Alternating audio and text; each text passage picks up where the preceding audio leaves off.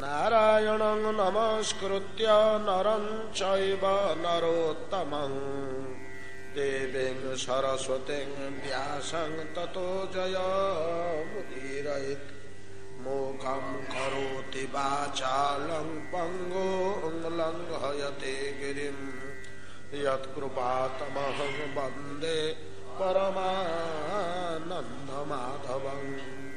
यत्कृपातमहं वन्दे परमानन्दमाधवं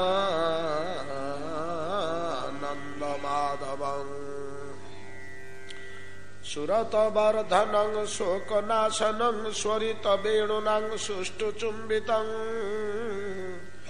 इतररागविस्मारणं नृणां वितरवीरनस्ते धरामृतं अटति जत भवान् अन्धिकाननं त्रुटिजुगायते त्वामपश्यता कुटिलकुन्तलं श्रीमुखं च ते जड़ उदीक्षतां पक्षकृतदृशा पतिसुतान्वय भ्रातृबान्धवान् अतिविलङ्घ्यतेऽच्युतागता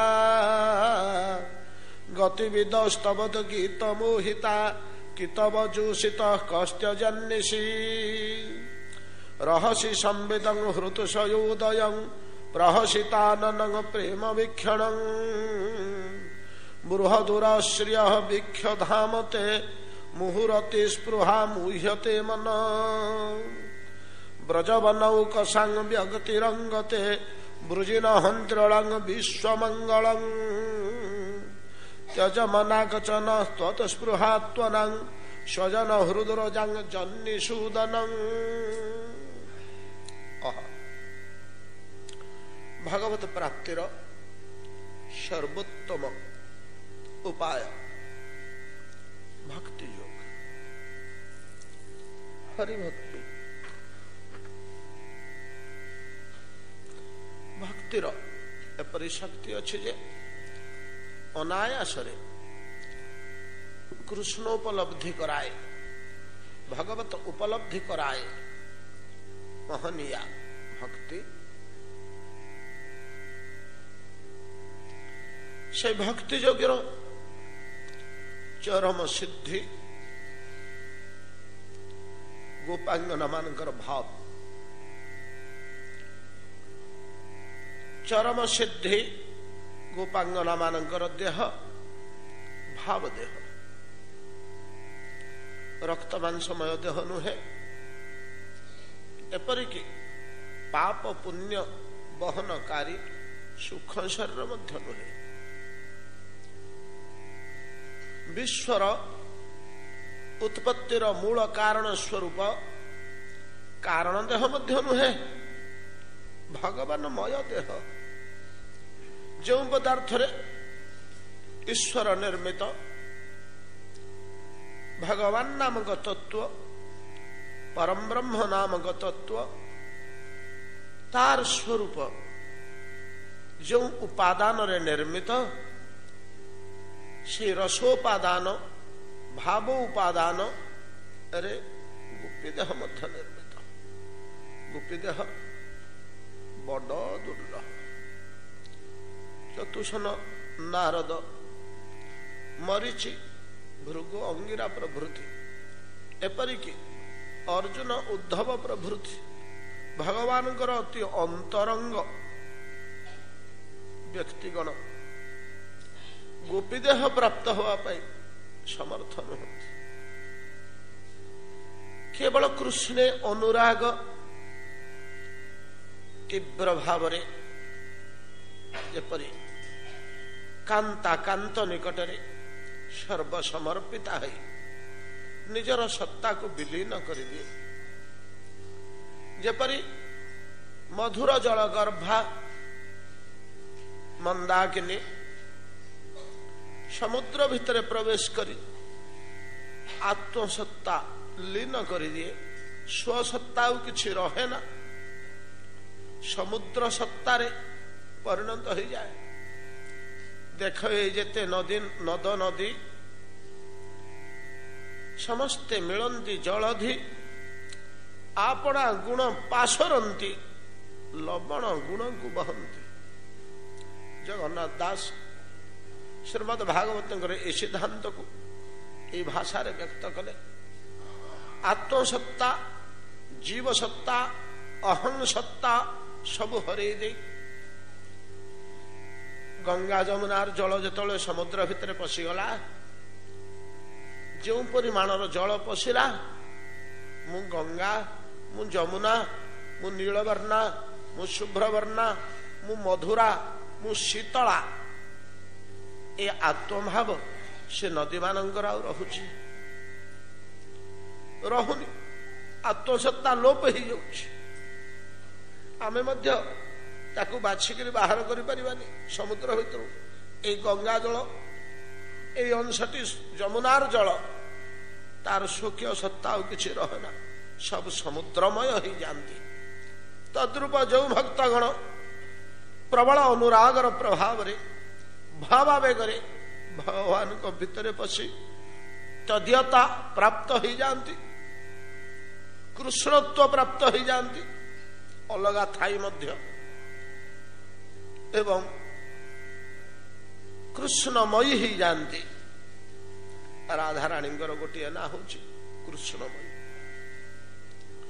देवी कृष्णमयी प्रोक्ता राधिका परदेवता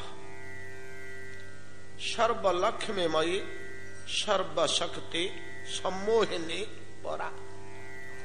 आठोटी ना राधा रानी देवी कृष्णमयी देवी कृष्णमयी राधिका परदेवता सर्वलक्ष्मीमयी सर्वशक्ति सम्मोहिनी परा। आठोटी ना ये आठोटी वैभव भितर अच्छी सम्मोहिनी जार माया जगत मोहित ताकू जे मोहि दे पारुछि सम्मोहिनी ताकू जे मोहि दे पारुछि। कि अद्भुत शक्ति जगत मोहन मदन मोहन जार मोहर कोटि कोटि ब्रह्मांड आकर्षित सी निजे मुग्ध हो जाउछि मोहित हो जाउछि। कि शक्ति है कि अद्भुत शक्ति कल्पना करी हो। कृष्णमयी कृष्ण व्यतिरेक आउ कौन सी सत्ता तार चिंतन रे नहीं कौन सी सत्ता आउ नहीं तार चिंतन रे। गछ को गछ भलिया देखुनी माछ को माछ भलिया देखुनी आकाश को आकाश भलिया देखुनी सूर्य को सूर्य भलिया देखुनी सब गुड़ाक कृष्ण ही दुषुच सब गुड़िक केवल कृष्ण ही दुषुच। ये प्रकार भावावेग और मानसिक अवस्था जोटा आम कल्पना करें कृष्णमयी बोली कहते। कृष्णमयी कृष्ण जार बाहिरे भितरे भितरटा कृष्णमय बाहरटा मध्य कृष्णमय। ये जगत रे कृष्ण व्यतिरेक आउ किछि नहीं स्व अंतर्निहित भावना राशि कृष्ण चिंता कृष्ण भावना कृष्ण स्वरूप कृष्ण रस कृष्ण लीला कृष्ण महिमा कृष्ण प्रीति व्यतिरेक अंतःकरण भितर किछि नहीं। ई प्रकार कृष्णमयी कृष्ण जार बाहिरे भितरे जहां जहां नेत्र पड़े तहां कृष्ण स्फुरे। स्थावर जंगम देखे ना देखे तार मूर्ति ये सब जिनिस चाहिए भिन्न भिन्न पदार्थर मूर्ति ताकू दुसे ना। स्थावर जंगम देखे ना देखे तार मूर्ति जहां जहां नेत्र पड़े तहां कृष्ण स्फूर्ति। कृष्ण भितर का किसी अनुभव होनी एक कृष्णमयी कहते गोपाल समझते कृष्णमयी एवं कृष्णंकर जो लीला बसई दे जमुना कूल अंतरहित हो जाती खोजी खोजी कांदी कांदी पचारि पचारि बुझी बुझी सत्ता पाइले कृष्णर एमती से लुकायित अच्छा एमाने ନିଜର ହୃଦୟର ଭାବ ଟିକି ବ୍ୟକ୍ତ କରିଦେଉଛନ୍ତି। ବୋଧ ହୁଏ ଗୋବିନ୍ଦଙ୍କର ଇଚ୍ଛା ଏ ଜଗତରେ ମୁନି ଋଷି ମାନଙ୍କୁ ଶିକ୍ଷା ଦେବା ନିମନ୍ତେ, ଆରେ ଯୋଉମାନେ ଗୋପୀ ଭାବ କଣ ଜାଣିବାକୁ ଚାହୁଁଛ, ମୁଁ କାହିଁକି ଗୋପୀନାଥ ଗୋପୀ ବଲ୍ଲଭ ହେଇଛି, ଆଉ କାହାର ବଲ୍ଲଭ ହେଲିନି? ଗୋପୀ ମାନେ କାହିଁକି ମୋର ନିଜର ବ୍ୟକ୍ତି ହେଇଯାଇଛନ୍ତି? ଦେଖ ସେମାନଙ୍କ ଅନ୍ତଃକରଣରେ କଣ ଅଛି ଦେଖ। କେତେ ସମୟ ଲାଗିଲା ତ୍ୟକ୍ତ କରିଦେବାକୁ ସବୁ? କଣ ରହିଛି ତାଙ୍କ ହୃଦୟରେ, କି ପ୍ରକାର ଭାବ ରହିଛି, ଏହା ଜଗତକୁ ସୂଚେଇ ଦେବା ପାଇଁ, ଗୋପୀ ମାନଙ୍କର ପ୍ରକୃତ ସ୍ୱରୂପ ଫୁଟେଇ ଦେଖେଇ ଦେବା ପାଇଁ ବୋଧହୁଏ କୃଷ୍ଣ ଏ କୌଶଳ କରିଛନ୍ତି, ଅନ୍ତଃକରଣରେ ଲୁଚି ରହିଛନ୍ତି। ଆଉ ଗୋଟିଏ କଥା ଆମେ ଆଲୋଚନା କରିଛେ, ନିଜେ ମଧ୍ୟ ସେ ଆସ୍ୱାଦନ କରିବାକୁ ଚାହାନ୍ତି। ନିଜ ମୁହଁରେ ଗୋପୀ ମାନେ ନିଜର ଭାବ ବିହ୍ୱଳିତ ହୃଦୟର ଅନ୍ତରତମ କଥା ପାଟି ଖୋଲିକିରି କହନ୍ତୁ। ସହଜେ ଲଜ୍ଜାଶୀଳା ରମଣୀ ସ୍ୱରୂପ, ରମଣୀ ଭାବ, ଲଜ୍ଜାରେ ମୁହଁ ଖୋଲି ପାରନ୍ତି ନାହିଁ। କିନ୍ତୁ ଏମିତି ଗୋଟିଏ ପରିସ୍ଥିତି ସୃଷ୍ଟି କରିବି ଯେ ଆପେ ତାଙ୍କ ମୁହଁ ଖୋଲି ହେଇଯିବ। ସ୍ଥାନ ନିର୍ଜନ ହୋଇଥିବା ଦରକାର, ପରିବେଶ ଅତ୍ୟନ୍ତ ଅନୁକୂଳ ହୋଇଥିବା ଦରକାର, ରସ ଜର୍ଜରିତ ଅବସ୍ଥା ହୋଇଥିବା ଦରକାର ବିଶ୍ୱର, ତେବେ ସେମାନଙ୍କର ଉଦ୍ଗାର ହବ। ସେଇଭଳିଆ ପରିସ୍ଥିତିଟିଏ ସୃଷ୍ଟି କରି ଭଗବାନ କୃଷ୍ଣ ଲୁକ୍କାୟିତ ଅଛନ୍ତି। ବ୍ରଜାଙ୍ଗନା ମାନେ ତାଙ୍କର ଅନ୍ତରର ସମସ୍ତ କଥା କହିସାରିଲେଣି, ସମସ୍ତ କଥା କହିସାରିଲେଣି। ପରିଶେଷରେ ଧୈର୍ଯ୍ୟବନ୍ଧ ଆଉ ରହିଲା ନିସ୍ଥିର, ଭାଙ୍ଗିଗଲା ସେ ଧୈର୍ଯ୍ୟବନ୍ଧ। ରମଣୀ ସୁଲଭ ସମସ୍ତ ଗୁଣ ପରିତ୍ୟାଗ କରି ପରିଶେଷରେ ଅକୁହା କଥା କହିଦେବା ପାଇଁ ବ୍ୟଗ୍ର ହୋଇଛନ୍ତି, ଅକୁହା କଥା କହିଦେବା ପାଇଁ ବ୍ୟଗ୍ର ହୋଇଛନ୍ତି। କଣ ସେ ଅକୁହା କଥା? ଅନ୍ତିମ ଶ୍ଲୋକରେ ବ୍ରଜାଙ୍ଗନା ମାନେ କହୁଛନ୍ତି, ବ୍ରଜବନୌକ ସାଙ୍ଗ ବ୍ୟକ୍ତିରଙ୍ଗତେ ବୃଜିନ ହନ୍ତ୍ରେଳଂ ବିଶ୍ୱମଙ୍ଗଳଂ ତ୍ୟଜମନାକଚନ ସ୍ପୃହାତ୍ୱନାଂ ସ୍ୱଜନ ହୃଦୁରୁଜାଙ୍ଗ ଜନ୍ନିଷୂଦନଂ। ଶ୍ୟାମ ସୁନ୍ଦର ହେ, ତୁମେ ବ୍ରଜରେ କାହିଁକି ପ୍ରକାଶ ପାଇଛ? ବ୍ରଜମଣ୍ଡଳ ଭିତରେ ତୁମର ବାସ କି ନିମନ୍ତେ? ତୁମ କର୍ତ୍ତବ୍ୟ ତୁମେ କରୁଛଟି? ତୁମ କର୍ତ୍ତବ୍ୟରେ ତ୍ରୁଟି ଜଣା ପଡୁଛି। ତୁମେ କାହିଁକି ଅବତୀର୍ଣ୍ଣ ହୋଇଛ ବ୍ରଜରେ? ମୁଁ ତ ମର୍ତ୍ତ୍ୟରେ ବହୁ ସ୍ଥାନରେ ଏମିତି ଅବତୀର୍ଣ୍ଣ ହୁଏ, ହଁ ହୁଅ, ବହୁ ସ୍ଥାନରେ ଅବତୀର୍ଣ୍ଣ ହୁଅ। ବହୁ ସ୍ଥାନର ଅବତାର ଅଲଗା, ବ୍ରଜରେ ପ୍ରକାଶ ପାଇବା, ମୂର୍ତ୍ତି ଧାରଣ କରି ବିଚରଣ କରିବା ଅଲଗା। এই କାର୍ଯ୍ୟଟା ଅନ୍ୟ ସବୁଠି ହୁଏ ନା, ଅନ୍ୟ ସବୁ ସ୍ଥାନର କାର୍ଯ୍ୟ ଏଠି ହୁଏ ନା। ବ୍ରଜରେ ଅବତୀର୍ଣ୍ଣ ହବାର ବିଶେଷ ବ୍ୟବସ୍ଥା ରହିଛି। କଣ ପାଇଁ ତୁମେ ମର୍ତ୍ତ୍ୟରେ ଅବତୀର୍ଣ୍ଣ ହୁଅ? ଆମେ କଣ ଜାଣିନୁ? ମୁନି ଋଷି ମାନେ କହୁନାହାନ୍ତି, ଯଦା ଯଦା ହି ଧର୍ମସ୍ୟ ଗ୍ଳାନିର୍ଭବତି ଭାରତ ଅଭ୍ୟୁତ୍ଥାନଂ ଅଧର୍ମସ୍ୟ ତଦାତ୍ୱାନଂ ସୃଜାମ୍ୟହଂ ପରିତ୍ରାଣାୟ ସାଧୁନାଂ ବିନାଶାୟ চ দুষ্কৃতাম ধর্ম সংস্থাপনার্থায় সম্ভবামি যুগে যুগে। ये तो तुम्हारा सर्वोच्च उक्ति। ब्रजरे कौन तुम्हारा ये कार्य? विश्वर अन्यत्र देवलोक मर्त्यलोक अन्य स्थान रे तुम्हें कार्य करो, ब्रजरे तुम्हारा ये कार्य करा जाए ना। धर्म स्थापन करिवा पाई,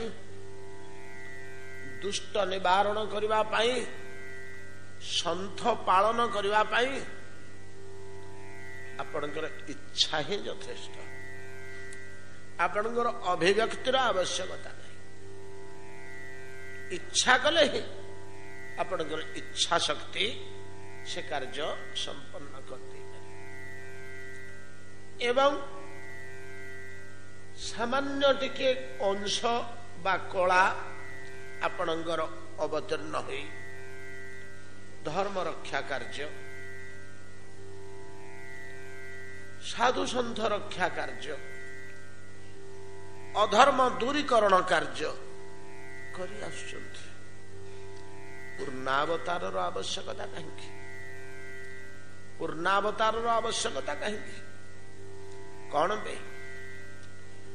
श्याम सुंदर तुमर पूर्ण शक्तिर प्रकाश भगवत सत्तार संपूर्ण भगवत्ता ब्रज बिने अन्य कुत्रापि देखा जाए कि तुम्हें एठू मथुरा को चली गले वैकुंठर नारायण हो जाओ, गोटे सामान्य कला तुमर नारायण मूर्ति मथुरा द्वारका को चली गले नर नारायण हो जाओ, आउरी सामान्य कला केवल ब्रजरे तुम्हें पूर्ण मूर्ति रे प्रकाश पाओ। भगवानंकर अनंत अवतार घटुथिले मध्य पूर्णावतार केउंटी नुहे अंश और कलार प्रकाश रे कार्य समाहित हो जाए। समस्त कार्य किंतु ब्रह्मांकर गोटे दिवस गोटे कल्प कल्परे थरुटे भगवानंकर पूर्णावतार होय बोली मुनि ऋषि माने निर्णय करि जाइचंती। कल्परे जे गोटे थर भगवानंकर पूर्णावतार होय अन्य समय पूर्णावतार होय ना। जे गोटे थर पूर्णावतार होय से पूर्णावतारटी केवल ब्रजरे मात्र 10 वर्ष पाई 10 वर्ष पर पूर्णता आवृत हो जाए। जमुना पार हो जिते मथुरा को चली जाती से पूर्णचंद्र 3 भाग ढांकी हो जाए, चौथे मात्र दुसे जो पूर्णचंद्र उदय होता ब्रजरे जमुना पार हो मथुरा को चली गले 3 भाग ढांची होगा।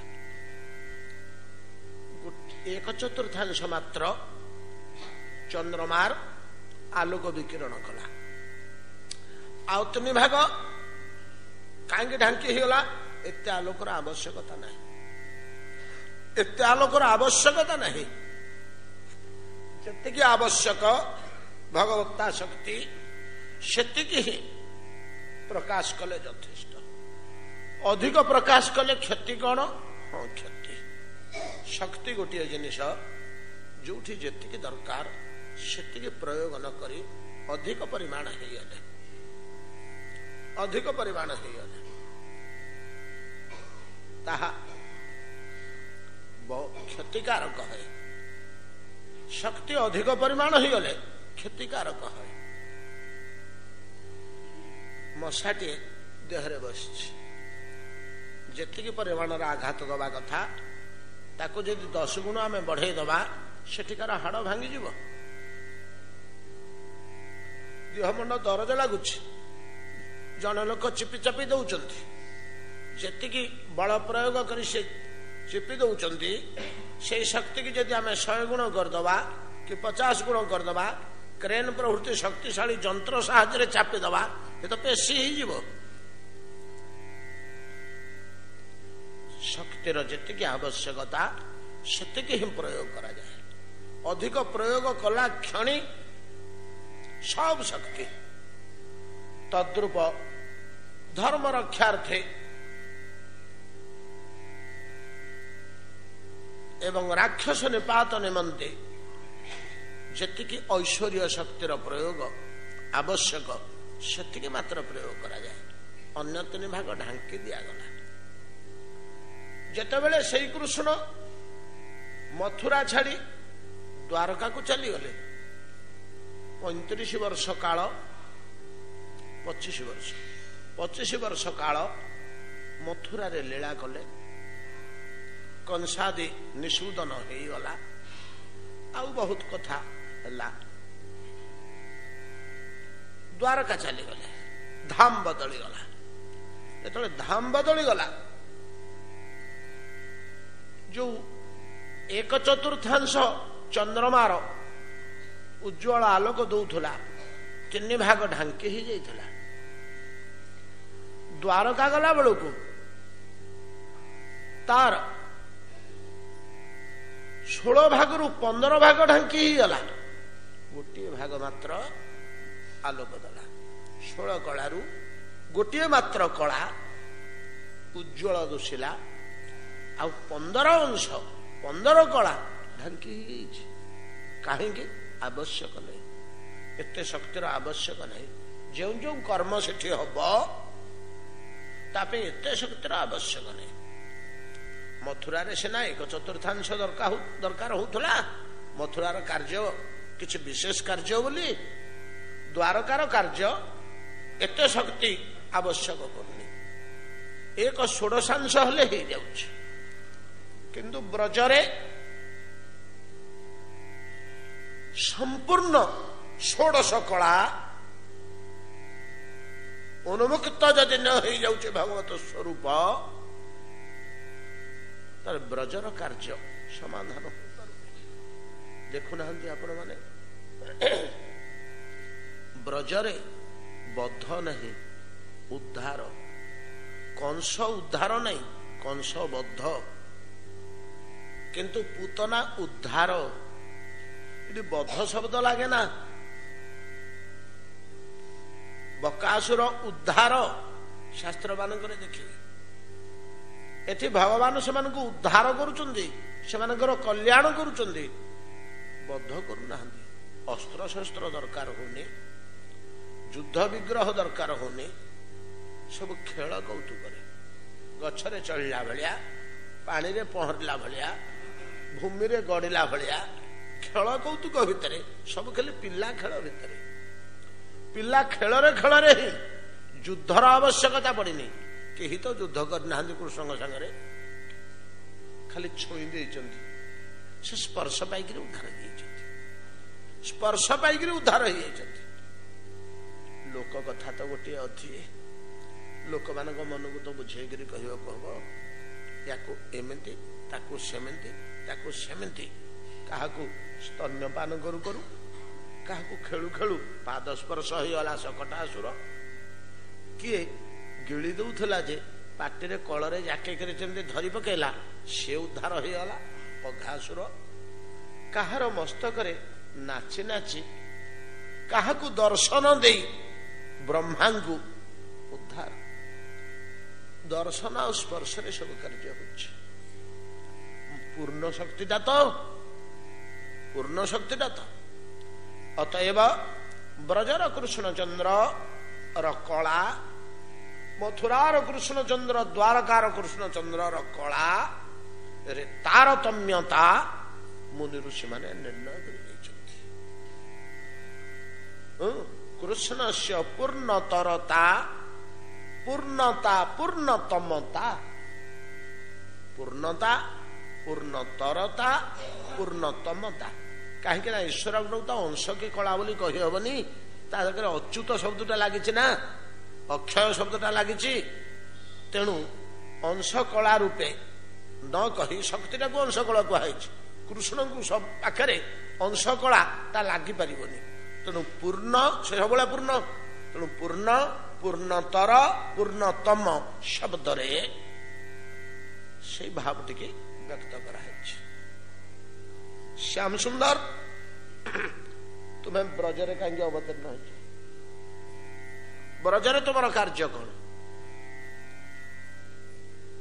ब्रजरे तुम कार्य कौन, से कार्य तुम करुचटी जो उद्देश्य तुम्हें ब्रजरे अवतीर्ण होइच हे अंग। ये गोटे शब्द गोपी गीता भितर 19टी श्लोक अंग शब्द आउ कोठी व्यवहार करें। आम आलोचना करचे पूर्वर गुरु शिष्य को कोठी अंग बोली कहते, बेसी माँ निजर पुत्र को अंग बोली कहे। अति स्नेह जिते बड़े आम जमी कहूचे अति स्नेह निजर संतान कि शिशु मान को संबोधन करुचे मो धन, मो बापा परा शुणु शुणु से बापा बोली जो संबोधन करा कौन तार पिता बोली किए बुझ अजा नाती कहले मो बापाटा परा शुणु शुणु शब्दटा सीना बापा से कौन शब्द मिशुची कि शब्दार्थ ना हृदयर आवेगटा बापा शब्द बाहर। तद्रूप अंग शब्द अति निगूढ़ अति पवित्र अत्यंत स्नेहमय संबोधन शब्द। एठी गोपांगना माने कृष्ण को अंग बोली संबोधन कर। टीकाकार माने कहउछंती इति पूर्वरु ब्रजबाला गण कृष्ण को प्रियतम ओ दैत शब्द रे संबोधन कर सारी। स्नेह प्राबल्य प्रबल स्नेह स्नेह प्राबल्य जिते बड़े प्रीतियुक्त हो जाए, प्रीतियुक्त हो जाए। प्रीति बोले कौन सेटा भाषा कही हेबनी, प्राकृत भाषा नाई। को जिनिस को प्रीति कह जाए। भक्ति रे प्रीति नहीं जार तेषांग सतत जगतानां भजतांग प्रीति पूर्वकम। गीता भागवत समस्ते प्रीति शब्द को प्रयोग करिसंती विशेष विशेष स्थान मानक गीतार गोटे जगार देखा मिले। हे अर्जुन भक्ति तो समस्ते करेंगे, उच्चांग भक्ति हो केते उच्च कोटिर भक्ति हो प्रीति प्रीति मिशी अवश्य प्रेम शब्द प्रीति प्रेम शब्द सेपरी अलौकिक प्रीति शब्द सेपरी अलौकिक। उत्कलीय कवि ताकू बड़ सुंदर भाव वर्णना करिसंती। अव्यय अक्षय नित्य पदार्थ के जानी प्रीति शब्द अर्थ। विदग्ध चिंतामणि कहउचंती एटा अव्यय अक्षय नित्य पदार्थटे। आमे भाविला भलिया पदार्थ एटा न कलुषित कुच्छित परमुहूर्त दुख प्रदानकारी मायार प्रथम अस्त्र स्वरूप जो भावना मानुष मन रही ब्रह्म एटा प्रीति नुहे। प्रीति कौन?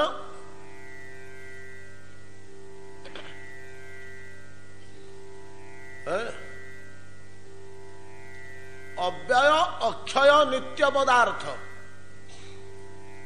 के जानी प्रीति शब्द अर्थ के जाना जगत ये शब्द सूचई देले जागतिक भावनार ऊर्ध्वरे थिबा कौन से विशेष अवस्था जहाँ से स्तर को न गले मनुष्यर बुद्धि कलना करि परिबनी धारणा करि परिबनी से भलिया कौन से एक भावावेग को प्रीति कह जाए।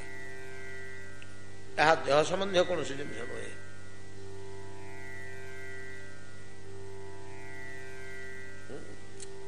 ଦିନେ ବଡ଼ ସୁନ୍ଦର ଭାବରେ ଏ ଜିନିଷଟିକି ରସ ଦାର୍ଶନିକ ସାମନ୍ତ ସିଂହାର ମହୋଦୟ, ସାମନ୍ତ ସିଂହାର ନାମ କଣ ତାଙ୍କ ନା, ହଁ ଅଭିମନ୍ୟୁ ସାମନ୍ତ ସିଂହାର ବର୍ଣ୍ଣନା କରିଛନ୍ତି। ଦିନେ ଲଳିତାଙ୍କୁ ରାଧାରାଣୀ ହାତ ଧରି ପଚାରିଲେ, ହାତକୁ ଧରିଲେ ବୋଲେ ସଖୀ ବଡ କଦର୍ଯ୍ୟ ଜିନିଷ ପ୍ରୀତି, କୃଷ୍ଣ ପ୍ରୀତିରେ ପଡି ଦୈବ ଏମିତି ଗୋଟେ ଜିନିଷ କାହିଁକି ରଚନା କଲା, ଦୈବ ଏମିତି ଗୋଟେ ଜିନିଷ କାହିଁକି ରଚନା କଲା, ଖାଲି ଜାଳୁଛି ପୋଡୁଛି ମାରୁଛି, ସୁଖର ପ୍ରଲୋଭନ ଦେଖେଇ ଦେଇ ଚରମ ଦୁଃଖ, ଏଇଟା କୁଆଡେ ପ୍ରୀତି? ସୁଖର ପ୍ରଲୋଭନ ଦେଖେଇ ପରମ ଦୁଃଖ। ଲଳିତା କହୁଛନ୍ତି, କହେ ସଖୀ ଶୁଣ ସୁନ୍ଦରୀ ମୁଣି, ବିଧି ରଚନା କି ପିରତି ପୁଣି। କଣ ବିଧାତା ତିଆରି କରିଛି? ବିଧାତା ଏଇଟା କାହିଁ ତିଆରି କରିବ? ବ୍ରହ୍ମାର ସୃଷ୍ଟି ଭିତରେ ଯେତେ ପଦାର୍ଥ ଆମେ ଦେଖୁଛେ ଏଗୁଡା ସବୁ ବ୍ରହ୍ମାଙ୍କର ସୃଷ୍ଟି, କିନ୍ତୁ ପ୍ରୀତି ନାମକ ବସ୍ତୁଟା ବ୍ରହ୍ମାଙ୍କର ସୃଷ୍ଟିର ଅନ୍ତର୍ଗତ ନୁହେଁ। ବ୍ରହ୍ମାଙ୍କ ନିର୍ମାଣ ଶକ୍ତିରୁ ଉର୍ଦ୍ଧ୍ୱରେ, ଏଠାରୁ ଅତୀତ, ଏଟା ବ୍ରହ୍ମା ତିଆରି କରିନାହାନ୍ତି। ଆଉ କିଏ ତିଆରି କରିଛି? ଏଟା କିଏ ତିଆରି କରିନି ରାଧେ? ଏଟା ଭଗବାନଙ୍କ ଶ୍ରୀଅଙ୍ଗରେ ଥିବା ନିତ୍ୟ ପଦାର୍ଥ। ସେମିତିକା ତାଙ୍କର ପ୍ରିୟ ଭକ୍ତ ହେଲେ ତାଙ୍କ ସ୍ୱରୂପରୁ ଏଇଟାକୁ ଲାଭ କରିପାରେ। ଲୋକେ ତ ଯାଇ ଭଗବାନଙ୍କ ସ୍ୱରୂପ ନିକଟରେ ପହଞ୍ଚିଲେ, କିଏ ସେ ପୁଅ, କିଏ ଧନ, କିଏ ସେ ସ୍ୱାସ୍ଥ୍ୟ, କିଏ ସେ ପଦବୀ ମାଗି ଧରି ପଳେଇ ଆସୁଛନ୍ତି। ତାଙ୍କ ସ୍ୱରୂପରୁ ଏଗୁଡାକ ତାଙ୍କୁ ଦୁଶୁଛି। କିନ୍ତୁ ସଖୀ କିଏ ସେ ଗো, ମୋ ମନ ରହିଲା ଲାଖି, ନାଇଁ କି? କେଡେ ସୁନ୍ଦର ରୂପ ଯେ, ରୂପଟା କଣ? ଚାଲୁଣି ଭାଲୁଣି ପରାୟ କାଳିଆ ମୁହଁକୁ ଚାଲୁଣି ପରାୟ ଆଖି। ଆଜ୍ଞା କମ କଥାଟା ଏଠି କହିଛନ୍ତି ଯଦୁମଣିଜୀ। ମୁହଁଟା ତ ଏମିତି, ଆଖିଟା ତ ଏମିତି, ତା ଭିତରୁ ଏଇଟା କଣ ଝରୁଛି ଯେ ହୃଦୟକୁ ଟାଣୁଛି? ଏଟା ଦେଖିଦେଲେ ତ ଘୃଣା ଆସିଯିବା କଥା, ତାଚ୍ଛଲ୍ୟ ଭାବ ଆସିଯିବା କଥା। କଣ ଗୋଟେ ବସେଇଛନ୍ତି, ଭୂତ ଭଳିଆ ବସିଛି। ଭାଲୁଣି ପରାୟ କାଳିଆ ମୁହଁକୁ ଚାଲୁଣି ପରାୟ ଆଖି। କିନ୍ତୁ ତା ଭିତରେ କି ଜିନିଷଟାକୁ ଯଦୁମଣି ଲକ୍ଷ୍ୟ କଲେ ଯେ ଏଇ ରୂପଟାରେ ଆଖି ପଡିଲା ପରେ ଫେରେଇ ଆଣି ହଉନି, ଫେରେଇ ଆଣି ହଉନି। ଅଠା କାଠିରେ ପକ୍ଷୀ ଲାଗିଲା ଭଳିଆ ଲାଖି ରହିଯାଉଛି ମନ, ଫେରିକିରି ଆସୁନି। କୋଉଟାରେ ଲାଗୁଛି? ତ ମୋଟେ ଗ୍ରହଣ କରିବା କଥା ନୁହଁ। ସ୍ୱରୂପଟା ଯାହା, କୋଉ ଅଂଶଟା ମନକୁ ବାନ୍ଧିକିରି ରଖୁଛି? ଏଟା ଦୈବ ନିର୍ମାଣ ନୁହେଁ, ବିଧାତା ନିର୍ମାଣ ନୁହେଁ, ବ୍ରହ୍ମାଙ୍କ ସୃଷ୍ଟିର ଅନ୍ତର୍ଗତ ନୁହେଁ। ବ୍ରହ୍ମାଙ୍କ ସୃଷ୍ଟିରେ ଯାହା ଯାହା ତିଆରି କରିଛନ୍ତି ବ୍ରହ୍ମା, ସବୁଗୁଡ଼ିକ ମାଇକ, ଅଳ୍ପ ଦିନ ସ୍ଥାୟୀ। ଆଦି ଅଛି, ଅନ୍ତ ଅଛି। ବ୍ରହ୍ମା ଉତ୍ପନ୍ନ କଲେ ସୃଷ୍ଟି କାଳରେ, ପ୍ରଳୟ କାଳରେ ବିନାଶ ହେଇଯିବ। ତାଙ୍କର ସବୁ ପଦାର୍ଥ ଗୁଡିକ ଆଦି ଅନ୍ତ ଯୁକ୍ତ। ଏଇଟା ଆଦି ଅନ୍ତ ଯୁକ୍ତ ନୁହେଁ, ଏଇଟା ଭଗବତ ସ୍ୱରୂପର ଗୋଟେ ଭାବ। ତାର ମହାଲାଭନ୍ୟରୁ ପ୍ରୀତି ନାମକ ଜିନିଷଟା ଝରେ, ଯେ ମନଟାକୁ ବାନ୍ଧେ। ଏମିତି ମନଟାକୁ ବାନ୍ଧିକି ନବ ଯେ କ୍ଷୁଧା ତୃଷା ଶୋକ ମୋହ ପୁତ୍ର କନ୍ୟା କୁଳ ମର୍ଯ୍ୟାଦା ଇଜ୍ଜତ ଏପରିକି ସ୍ୱର୍ଗ ନର୍କ ଭୟ ପର୍ଯ୍ୟନ୍ତ ମନ ଭିତରୁ ଆଡେଇ ଦବ।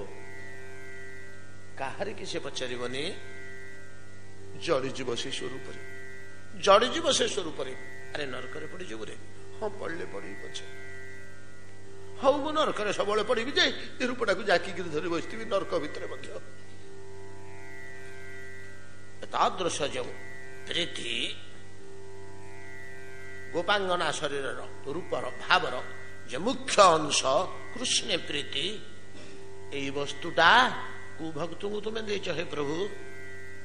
ବ୍ରଜରେ ତମର ଅବତାରର ଏଇ ଗୋଟିଏ ହଉଛି କର୍ତ୍ତବ୍ୟ, ଆଉ କିଛି କର୍ତ୍ତବ୍ୟ ନାହିଁ। ଏଠି ତମର ଧର୍ମ ରକ୍ଷା କରିବାର ଆବଶ୍ୟକତା ନାହିଁ, ଅଧର୍ମ ଦୂରୀକରଣ କରିବାର ଆବଶ୍ୟକତା ନାହିଁ। ଏଠି ଅଧର୍ମ ପ୍ରବେଶ କରିନି। ବ୍ରଜ ଭିତରେ ଅଧର୍ମ ପ୍ରବେଶ କରିଛି କି? ନା ଧର୍ମରେ ଗ୍ଳାନି ପଶିଛି? ନା ସାଧୁମାନେ ଏଠି କାନ୍ଦୁଛନ୍ତି ପୀଡ଼ିତ ହୋଇ କାହା ଦ୍ୱାରା? କିଛି କାହାର ପୀଡ଼ା ହେଇନି। ଦେବ ପୀଡ଼ା ତ ନାହିଁ, ଆଉ ସାଧୁ ପୀଡ଼ା କଣ? କର୍ମଫଳ ବି ନାହିଁ ସେଠି। ଦେବତା ମାନେ କର୍ମଫଳ ପ୍ରଦାନ କରନ୍ତି। ଦେବତା ମାନେ କଣଟେ କରିପାରିଲେ? ଆସି ଇନ୍ଦ୍ରାଦି ଦେବତା ମାନେ କଣ କ୍ଷତି କରିପାରିଲେ? ସେଠି କର୍ମଫଳ ବି ନାହିଁ, ଦୈବ ପୀଡ଼ା ନାହିଁ। ରାକ୍ଷସୀ ପୀଡ଼ା କିଏ ପଚାରୁଛି? ଦୈବ ରାକ୍ଷସ ଦୁଇ ପ୍ରକାର ତ, ଦୁଇଟି ତତ୍ଵ। ଦୈବ ସମ୍ପଦ, ଆସୁରୀ ସମ୍ପଦ ଆମର ଗୀତା ବାଣ୍ଟି ଦେଇନାହାନ୍ତି। ଏଠି ଦୈବୀ ନାହିଁ କି ଆସୁରୀ ନାହିଁ। ଯୋଉଠି ଦୈବୀ ନାହିଁ ସେଠି ଆସୁରୀ କୋଉଠି ଆସିବ? ଯୋଉଠି ଅନ୍ଧକାର ନାହିଁ ସେଠି ଆଲୋକ କୋଉଠୁ ଆସିବ? ଏସବୁର କିଛି ଏଠି ନାହିଁ। ଏଠି କେବଳ ଦୈବ ଆସୁରରୁ ଅତୀତ ଭଗବଦାତ୍ମକ ଏକ ଭାବରେ ଭାସୁଛି ବ୍ରଜ ଲୋକ, ତାକୁ ବ୍ରଜ କହନ୍ତି। ଏଠି ତମର ଅବତାରର କଣ ପ୍ରୟୋଜନ? କୋଉଥିପାଇଁ ତମେ ଏଠି ଅବତୀର୍ଣ୍ଣ ହେଇଛ? କହ, କୋଉଥିପାଇଁ ଅବତୀର୍ଣ୍ଣ ହେଇଛ ଏଠି? ଏଠି ତମର କଣ ଆବଶ୍ୟକତା? ତୁମେ ଆସିବା ପୂର୍ବରୁ ଏଠି କିଛି ଅସୁର ପୀଡ଼ା ନଥିଲା। ତୁମେ ଆସିବା ପରେ କଣ କଣ ହେଇଛି? ତୁମ ପରେ ଯାହା ହେଇଛି ସେଟା ଅତ୍ୟନ୍ତ କଲ୍ୟାଣ ପାଇଁ, ସେମାନଙ୍କର କଲ୍ୟାଣ ପାଇଁ। ସେଥିରେ ଗୋପର କିଛି ଯାଏ ଆସେ ନାହିଁ। ସେମାନେ ଗୋପର ଗୋଟେ ଘାସ ନଷ୍ଟ କରିପାରି ନାହାନ୍ତି, କି ଗୋପବାଲା ତାଙ୍କୁ କେତେବେଳେ ହେଲେ ଭୟଭୀତ ହେଇନାହାନ୍ତି। ତୁମେ ଜନ୍ମ ହବା ପୂର୍ବରୁ ପ୍ରଶ୍ନ ହିଁ ଉଠୁଥିଲାନି, ଅସୁର ଭୟର ପ୍ରଶ୍ନ ହିଁ ଉଠୁନଥିଲା। ଗାଈ ଗୁଡିକ ଭଲ ତ ଆମେ ଭଲ, କ୍ଷୀର ଘିଅ ମିଳିଲା, ଖାଇଲୁ ପିଇଲୁ, ଆନନ୍ଦରେ ଗଛ ମୂଳେ ଶୋଇଲୁ, ପରମାନନ୍ଦରେ ଜୀବନ ବିତୁଥିଲା। ଏଠି କଣଟେ ଦୁଃଖ ଥିଲା? ଏ ଗୋପ ଗୋପୀ ମାନେ ତମକୁ ବ୍ୟାକୁଳ ହୋଇ ପାଟି କରିଥିଲେ, ଏ ଅସୁର ମାନେ ଆମକୁ ବଡ ଦୁଃଖ ଦେଲେ, ଆସ ହେ ପ୍ରଭୁ ରକ୍ଷା କର, ଅନ୍ୟାନ୍ୟ ସ୍ଥାନ ଭଳିଆ। ଏଠି ତମର କଣ ଆବଶ୍ୟକତା? ଏ ବ୍ରଜରେ କଣ ତମର ଆବଶ୍ୟକତା? ତୁମ ଅବତାର ଏଠି କଣ ପେ? ବ୍ରଜବନୌକ ସାଙ୍ଗ ବ୍ୟକତେ ରଙ୍ଗତେ ବୃଜିନ ହନ୍ତ୍ରିୟଳମ ବିଶ୍ୱମଙ୍ଗଳମ।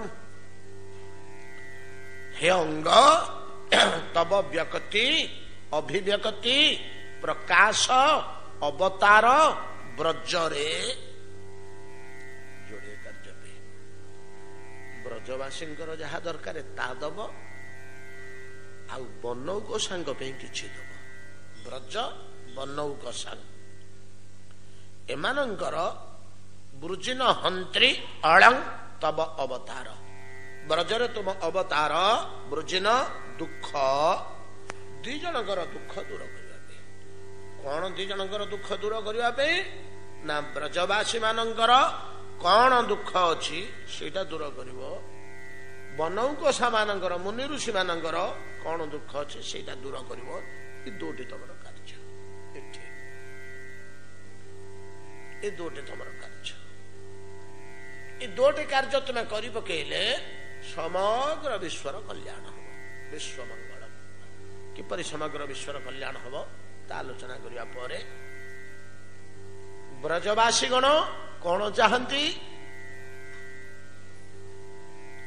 ତୁମ ସ୍ନେହ, ତୁମ ଶ୍ରଦ୍ଧା, ସେତକ ତାଙ୍କୁ ଯୋଗେଇବ।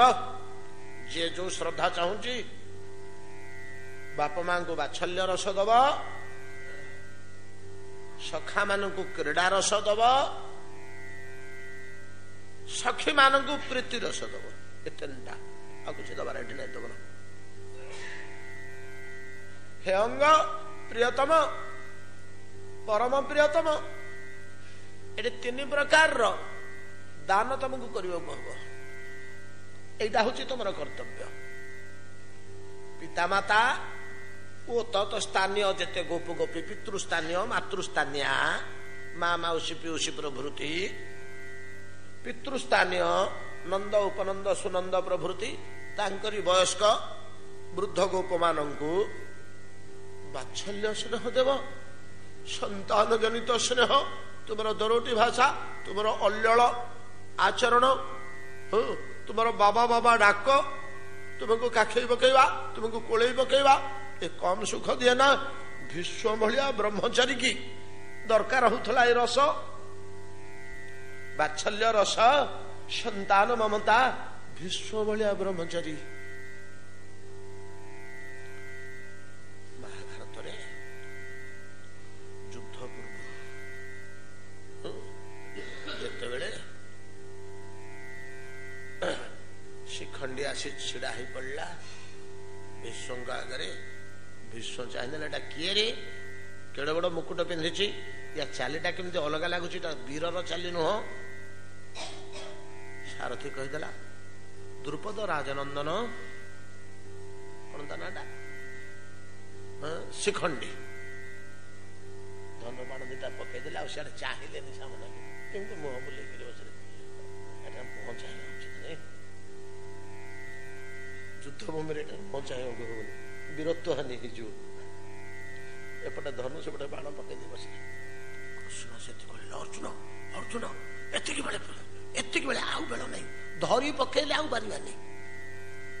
जी समय शिखंडी सामने अच्छी अस्त्र त्याग कर गोटे ही समय संधि समय जाओ चाहनी शीघ्र सर्वश्रेष्ठ ब्रह्मास्त्र प्रयोग कर दियो, दिफाड़ कर दियो से हृदय दिफाड़ कर दियो बाण रे। कृष्ण आ रखे बसई दौना अर्जुन स्थाणु हो बस द्विधार अश्रु झरीगला। कृष्ण जो बक्षरे जहाँ कहते अर्जुन से जाओ आम जो छोट छोट पिला पितृहरा हो जाइलु आमर बाप न था माँ दासी भाया धृष्टराष्ट्र परिवार भितर काम करमको किए पचारे टे स्नेह किया दरम पाइनु बाप तो नहीं शत्रु घरे तो अच्छु जी हेले कड़ा कथा पदे सीना कह एका से ठियाटा हो न खाई बुलुचु साड़े जा ये भाषा सीना मिठा पदे कथा शुणु झाल लाल धूली धूसर हो खेली खेली सर्वांगे माटी झाल कादुओ बोली दौड़ी दौड़ी आसला बेले यही पितामह विश्व एमती बाहु प्रसार कर दियंती जे केते थर से विस्तृत वक्ष सेमती डेई पड़ी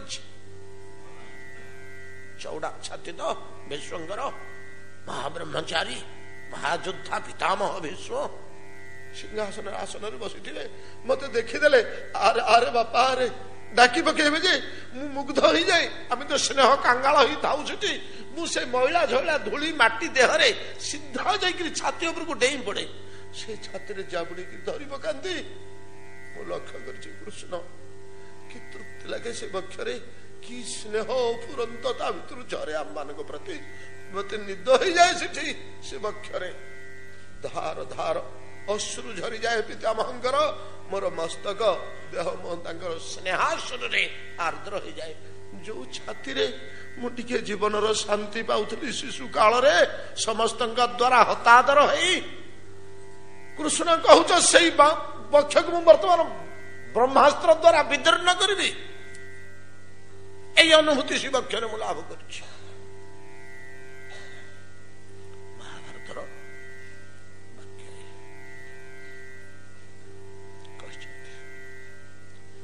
विश्व भाया ब्रह्मचारी प्रयोजन होता बात्सल्य नाती टिकी जाकी पकड़े हृदय अंशी देले ता मुंड को टे गेल करदे तार चिबुक को कि तृप्तिटा बुझुची पितृ हृदय जाने कि तृप्ति मिलुची कि शांति लगुच कि सुख होची सब दुख केमती भूली ही जाऊची से जाने यही वस्तु पितृस्थानीय मातृस्थानीय व्यक्ति को प्रदान करने निमंते तुमर ब्रजरे अवतार कोटि कोटि मुनि ऋषि कल्प कल्प धरी जो माने पुत्र रूपे संतान रूपे तज्जातीय सुख आपण आस्वादन करने तपस्या करुले साधना करुले सिद्धि हो जाइए केतले मिल के जानी